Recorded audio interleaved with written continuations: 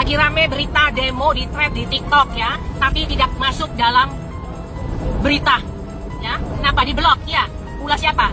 Ulah siapa? Kenapa pemerintah takut? Ya, ulah siapa ini? Ulah Betino itu menteri siapa itu? Menjemput Kobiji? Ya, rejim Prabowo itu nggak bisa diperbaiki, diganti oleh rakyat. Kalau Jokowi kan kagak.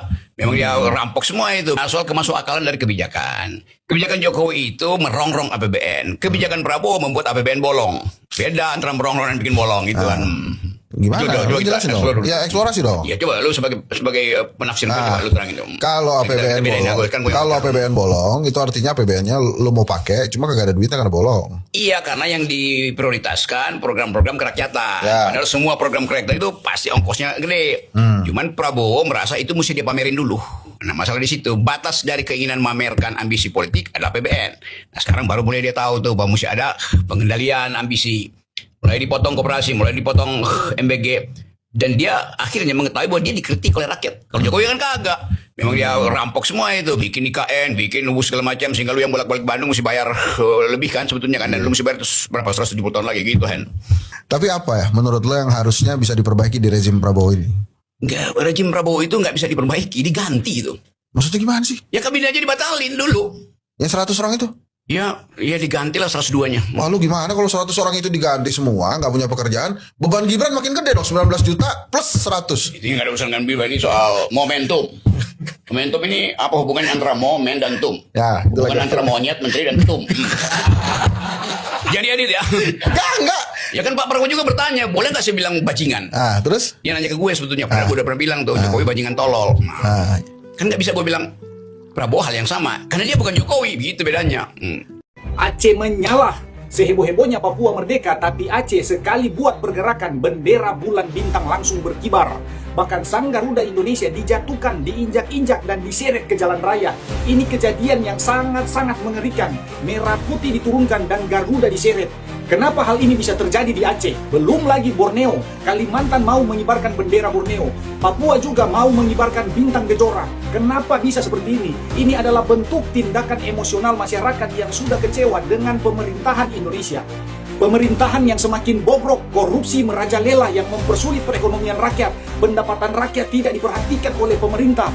Pajak dinaikkan, pajak ditambah sesuka hati tanpa melihat kesulitan yang rakyat alami saat ini. Lapangan kerja yang sulit, pelayanan kesehatan dan pendidikan yang tidak maksimal. Program-program dengan anggaran jumbo tapi tidak berdampak positif bagi rakyat. Malah ada program yang hanya meracuni sekian ribu anak bangsa. Program-program dan kebijakan yang hanya memperkaya pejabat. Intinya, sebagian besar rakyat Indonesia kecewa dengan pemerintahan saat ini. Rakyat Indonesia sudah merdeka dari penjajahan bangsa asing, tapi belum merdeka dari penjajahan yang ada di negeri kita sendiri. Sejarah telah membuktikan Indonesia itu adalah milik segerombolan orang Jawa, mulai dari Soekarno sampai Prabowo hari ini. Presidennya orang-orang itu saja. Kalau tidak ayahnya, anaknya. Kalau tidak anaknya, cucunya. Kalau tidak cucunya, cicitnya. Dan ini terus berputar seperti permainan tong setan. Pertanyaannya, sampai kapan kita bangsa-bangsa di luar Pulau Jawa menjadi penonton setia tong setan? Dan tong setan ini bukan gratis, tapi kita bayar dengan hasil alam kita yang begitu mahal. Katanya merdeka, setiap Agustus tiba para pejabat merayakan kemerdekaan dengan anggaran negara. Sedangkan kami rakyat merayakan dengan iuran bersama. Di mana letak kemerdekaan jika para pemimpin dan pejabat berpesta dengan uang rakyat, sedangkan rakyat sendiri harus iuran bersama hanya untuk ikut merayakan kemerdekaannya. Indonesia sudah tidak ada harapan. Dan saya menolak untuk percaya bahwa kita bisa melakukan sesuatu untuk mengubahnya. Terus terang saja, kondisi Indonesia saat ini sedang kacau dalam segala bidang. Kalau kita bangsa-bangsa yang ada di luar Pulau Jawa ingin memisahkan diri dari mereka, ini saatnya yang paling tepat untuk kita.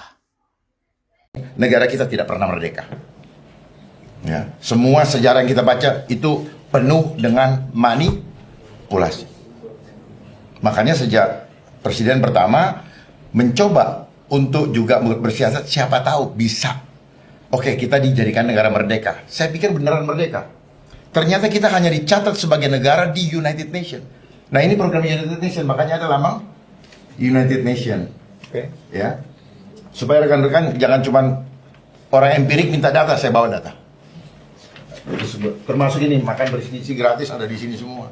Kopdes juga ada di sini semua. Danantara ada di sini semua. Termasuk isu kesehatan. Ini ada kaitannya sama LGBT. Coba perhatikan selama ini. Itu vaksin-vaksin yang dilakukan sejak kita lahir siapa? Aturan dari mana? Sama dengan kita tidak percaya bahwa Tuhan menciptakan kita sempurna.